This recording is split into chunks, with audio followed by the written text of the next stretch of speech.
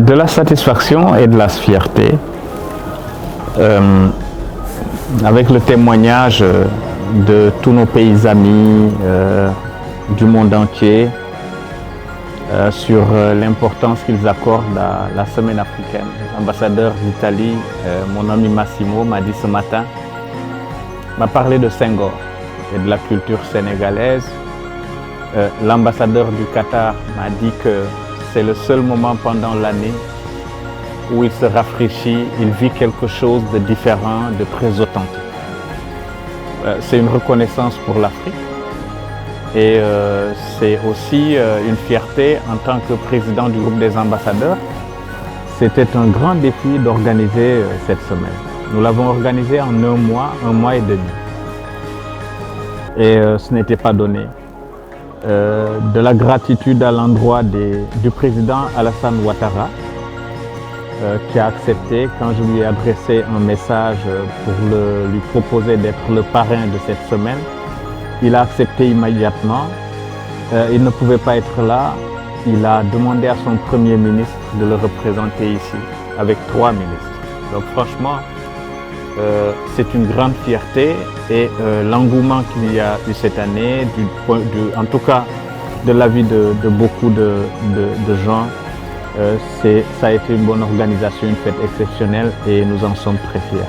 Nous avons voulu coller au contexte mondial où justement une guerre qui se déroule à des milliers de kilomètres de nos frontières menace l'Afrique de famine. Donc la question était de savoir pourquoi le continent africain qui regorge la plus grande quantité d'eau douce au monde, la plus grande surface de terres arables cultivables, pourquoi cette Afrique ne peut pas nourrir ses enfants? Pourquoi à chaque fois qu'un port est bloqué dans le monde, nous sommes menacés de famine?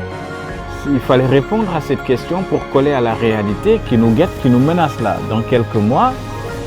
Et c'est pourquoi nous avons essayé de voir, de poser le débat et de voir les mécanismes par lesquels nous pouvons résoudre ce type de problème. Nous avons voulu aussi rompre avec une certaine idée que nous faisons. En parlant du passé de l'Afrique, nous avons voulu demander, et nous l'avons fait, aux autres pays, eux, de nous dire ce qu'ils nous doivent. Ce qu'ils nous doivent. Et vous avez vu une danse de capoeira avec le Brésil. La capoeira, c'est un art martial en réalité, développé par les esclaves africains pour se défendre de leurs maîtres, des attaques de leurs maîtres. Et ils l'ont habillé comme une danse et voilà, c'est un éclat du génie africain qui s'est développé dans la danse, dans l'artisanat. Aujourd'hui, la culture mondiale, elle est imprégnée de l'Afrique, de l'art de la culture africaine. Jusqu'à l'habillement, quand vous marchez dans les rues de Paris, les jeunes Françaises sont habillées en jeans déchirés, en t-shirt. La mode aujourd'hui, elle est africaine, la culture est africaine, l'artisanat, l'art sont africains. Nous avons voulu montrer ça, au lieu de parler toujours de notre souffrance, de la douleur que nous avons subie. C'est bien de s'en rappeler parce que ça nous enracine dans notre histoire et dans notre passé. Mais l'Afrique, ce n'est pas que cela. L'Afrique, c'est son génie inventif. C'est tout ce que nous avons pu développer ailleurs, malgré l'esclavage. On a voulu nous séparer, effacer notre identité africaine en nous donnant des noms nouveaux, des terres nouvelles qui ne sont pas nos terres. Et même sur le plan religieux, à Haïti et un peu partout, les Africains ont tenu debout grâce à leur puissance, à la puissance de notre spiritualité, mais aussi de notre culture. Et ça, j'ai dit aux ambassadeurs qui étaient présents aujourd'hui, nos amis, en leur disant, finalement, nous sommes tous Africains, parce que nous portons l'ADN d'un ancêtre commun qui est africain. Donc, dans un certain sens, le monde entier est africain. Et donc, il fallait le dire, le clamer, mais aussi voilà, sortir, comme j'ai dit, de la position victimaire pour nous affirmer dans ce que nous avons de plus fort et de plus authentique. Il y a eu des débats aussi sur le patrimoine africain, le patrimoine culturel africain. les sites africains inscrits au patrimoine de l'humanité, les biens volés, spoliés à l'Afrique. Et il y a eu des positions très fortes sur la nécessité pour l'Afrique de se positionner de manière claire pour un retour de ces biens. On a commencé, le Sénégal a reçu le sabre d'El Omar récemment, le Bénin a reçu les restes du roi Dan, Dahomey, et tout ceci entre dans une nouvelle, reconstitution de notre identité passée et présente, parce que nous avons été pendant un certain temps des identités craquelées. Et de la même manière, avec l'ambassadeur Doudou Diène, nous avons voulu réfléchir autour de notre présent, mais en nous inspirant de notre passé. C'est le philosophe Bergson qui disait que le présent est un pont jeté entre le passé et l'avenir. C'est ce que nous avons voulu dire d'une certaine manière, et ce qui est reçu avec Dorigo, parce que nous avons voulu aussi des témoignages d'Africains de la diaspora qui ont aussi fait quelque chose, qui continuent de faire quelque chose. L'Afrique a brillamment participé depuis l'époque des universités maliennes de Tombouctou.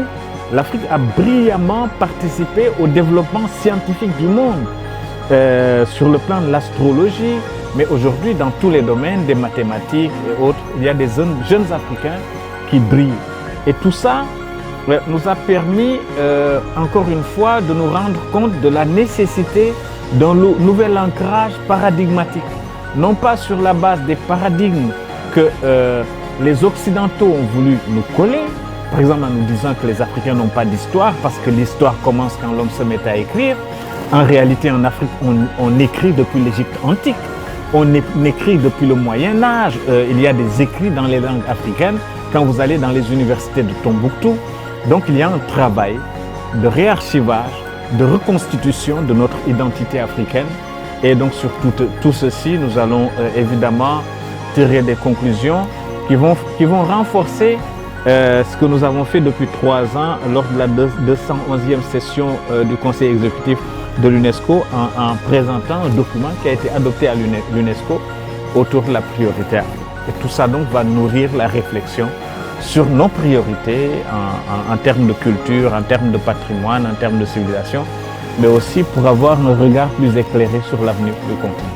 D'abord, montrer aux autres que l'Afrique, contrairement à une certaine conception, n'est pas un continent statique. C'est un continent dynamique qui avance à son rythme, mais qui avance quand même.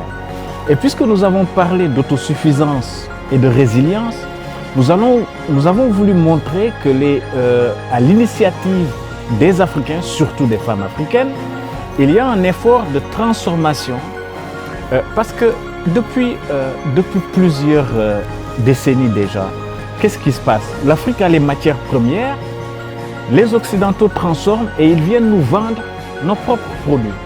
Vous avez vu que le chocolat, il est maintenant fabriqué en Côte d'Ivoire. Avec les fèves de cacao, on fait d'autres produits, on fait de la bière, on fait de la crème pour le corps et tout ça. Et nous avons voulu montrer aussi que, parce que tant qu'il n'y a pas de transformation, il n'y a pas de valeur ajoutée.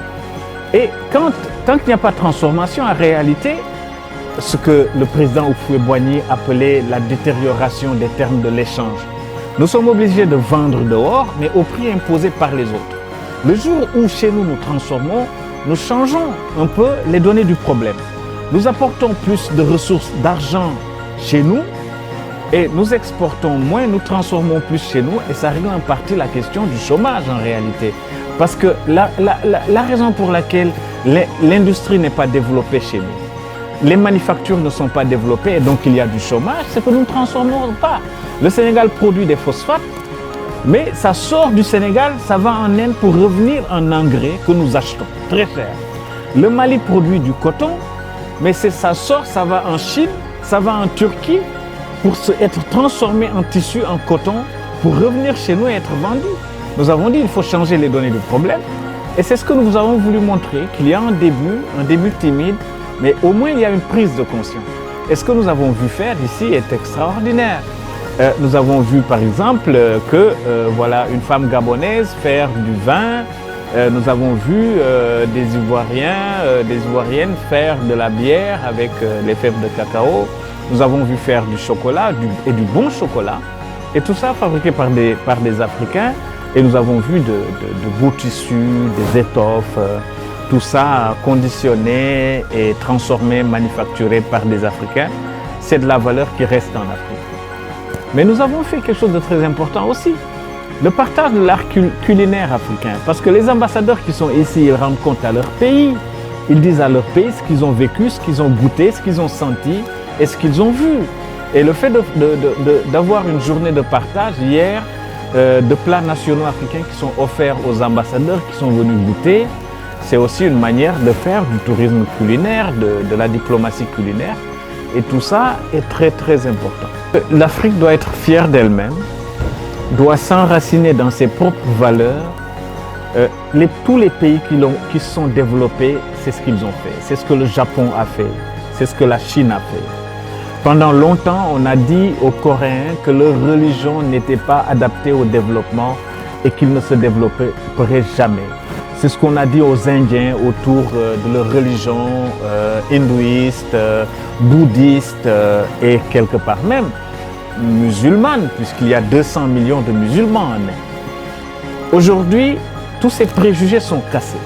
Et on a vu que le continent africain, pour se casser, ne pourra pas se développer tant qu'il n'est pas enraciné dans ses propres valeurs.